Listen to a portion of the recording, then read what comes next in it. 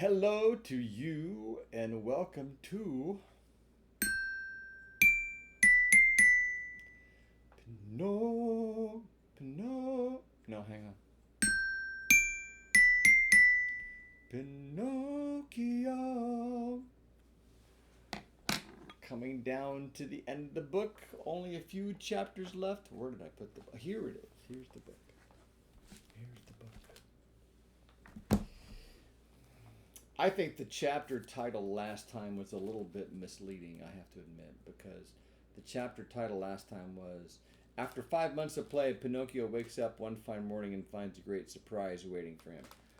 But that wasn't what actually happened in the chapter. Last chapter ended with,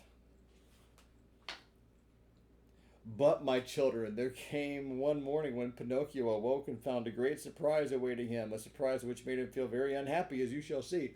Wait, what? They didn't tell us what the surprise was. That's kind of misleading. But you'll find out today. Chapter 32.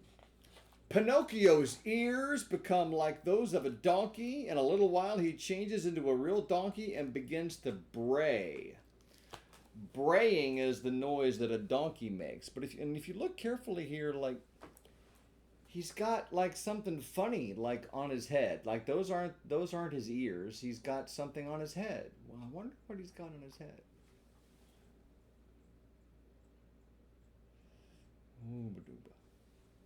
Oops, get the chapter in. There we go, chapter 3. Let's find out. Everyone, at one time or another, has found some surprise waiting for him, the kind of which Pinocchio had on that eventful morning of his life. There are but few.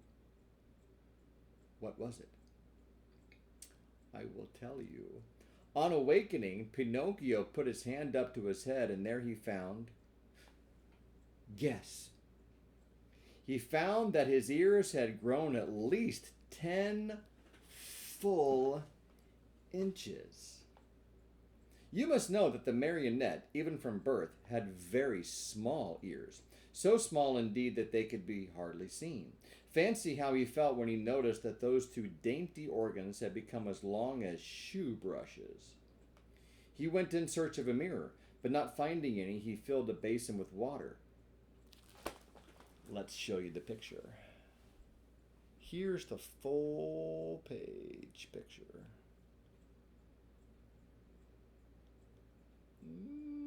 Little bigger. There we go. There he saw what he never could have wished to see. His manly figure was adorned and enriched by a beautiful pair of donkey's ears. I leave you to think of the terrible grief and the shame, the despair of the poor marionette. Let's zoom in.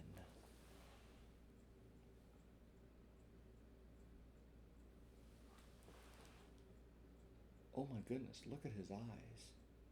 He is shocked and amazed. Oh no, what is happening? The squirrel's looking in too. I don't know what the squirrel's there for. It's not part of the story. But there he is, looking at amazement at his own ears. I have to say, like one time in class, I had a whiteboard I didn't use. I actually drew that picture on the whiteboard. If you can get a hold of me sometime, ask me to show it to you. I didn't draw the squirrel. I'm pretty proud of it. It looked pretty good too. He began to cry, to scream, to knock his head against the wall, but the more he shrieked, the longer and more hairy his ears grew. At those piercing shrieks, a dormouse came into the room, a fat little dormouse who lived upstairs. Seeing Pinocchio so grief-stricken, she asked him anxiously, "What's the matter, dear little neighbor?" "I am sick, my little dormouse, very, very sick, and from an illness which frightens me. Do you understand how to feel the pulse?" "Well, a little. Feel mine then and tell me if I have a fever.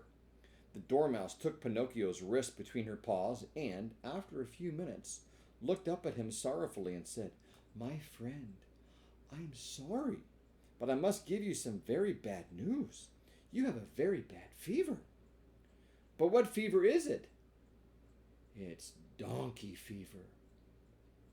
I don't know anything about that fever, answered the marionette, beginning to understand even too well what was happening to him.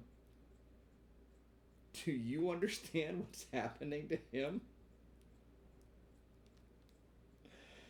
Then I will tell you all about it, said the Dormouse. Know then that, turn the page, within 2 or 3 hours you will no longer be a marionette, nor a boy. You will become a real donkey, just like the one that pulled the fruit carts to market. Oh, what have I done? What have I done? Cried Pinocchio, grasping his 2 long ears in his hands and pulling and tugging at them angrily. My dear boy, answered the Dormouse to cheer him up a bit, why worry now? What is done cannot be undone. You know. Fate has decreed that all lazy boys who come to hate books and schools and teachers and spend all their days with toys and games must sooner or later turn into donkeys. I'm going to use a different word for donkey. It's okay. It's really what the word means. They turn into an ass. Like a jackass, right? You've heard that before? It doesn't necessarily mean a bottom. But that's a lot of what donkeys are known for, is having a very prominent bottom. If someone says you're an ass, it means like you're a jackass, like a donkey. You act like a silly, stupid, unrestrained, rebellious, uncooperative donkey. But is it really so? Asked the marionette, sobbing bitterly. I'm sorry to say it is, and tears are now useless. You should have thought of all of this before.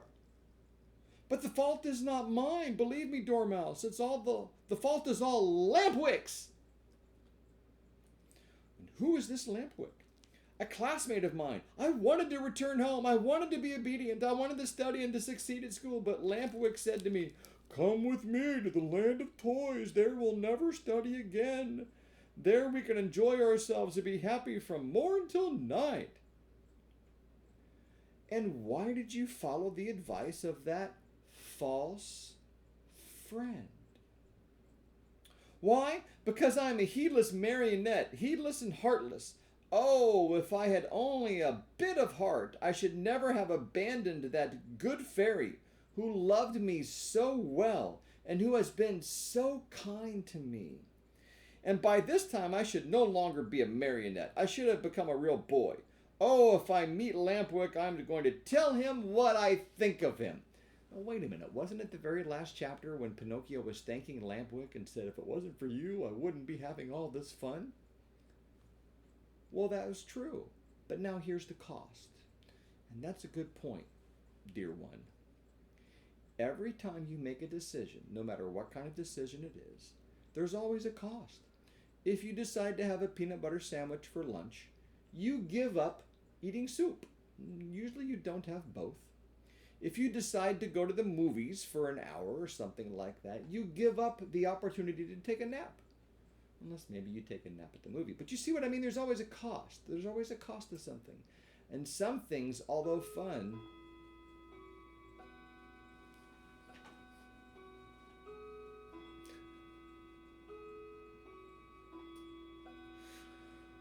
it's 1:15 the hour here.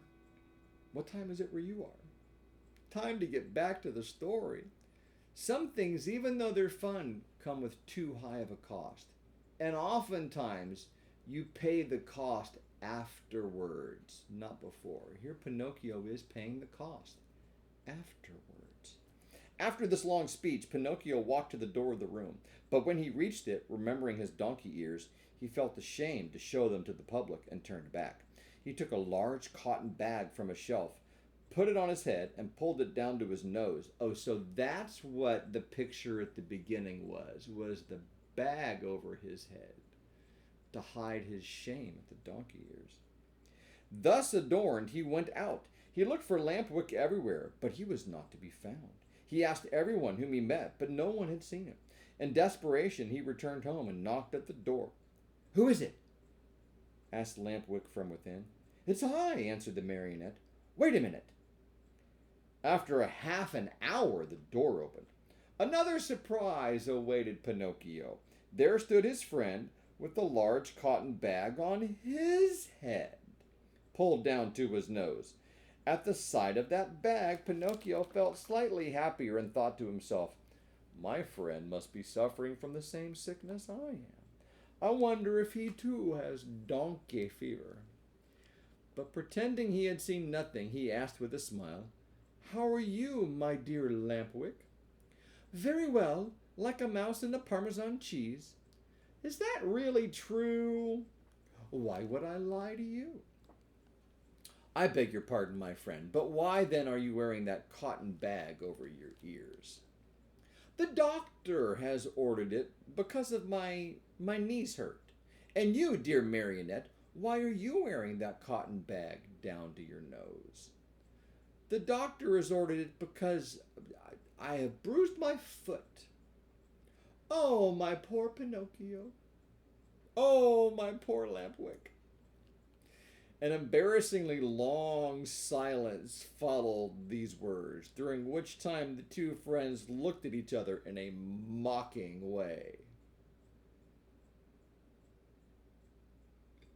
Finally, the marionette, in a voice sweet as honey and soft as a flute, said, "Tell me, Lampwick, have you ever suffered from an earache?" "Never." "And you?" "Never." "Still, since this morning, my ear has been torturing me. So has mine." "Yours too? And which ear is it?" "Both of them." "And yours?" "Both of them too. I wonder if it could be the same sickness.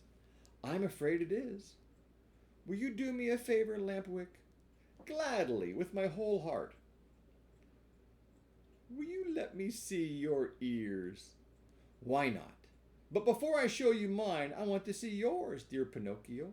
"No, you must show me yours first." "No, my dear, yours first, then mine." "Well then," said the marionette, "let us make a contract." "Let's hear the contract. Let us take off our caps together. All right?" "All right." "Ready then?" Pinocchio began to count. 1, 2, 3. At the word three, the two boys pulled off their caps and threw them in the air. And then a scene took place which is hard to believe. But it's all too true.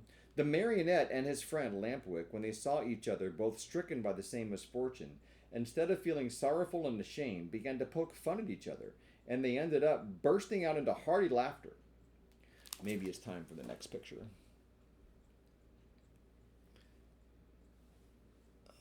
Let's see. There's Pinocchio, kind of with the bag still on his head, but he's crawling around on all fours. I wonder why he's crawling. They laughed and laughed, laughed till they ached, laughed till they cried. But all of a sudden, Lampwick stopped laughing. He tottered and almost fell.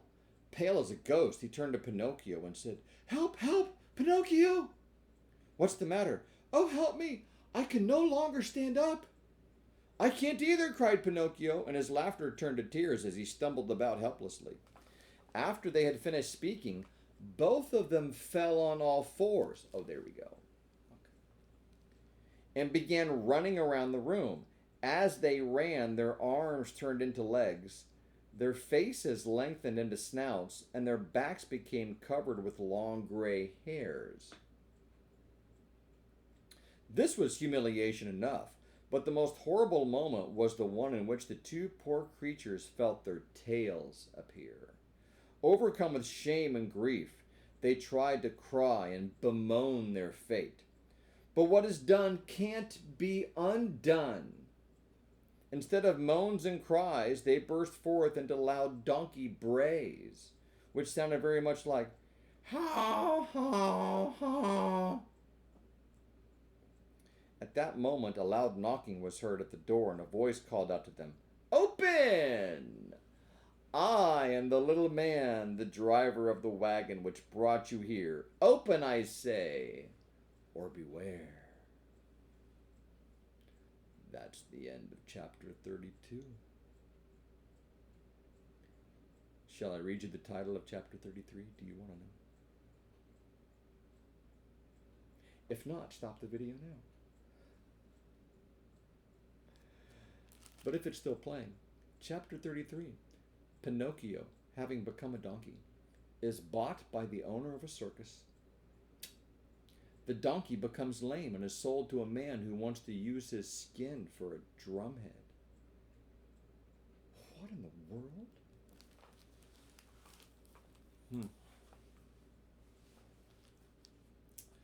Sooner or later, boys, perhaps even girls, who rebel and do their own thing,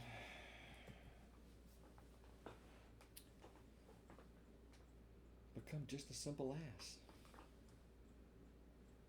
Don't let that be you.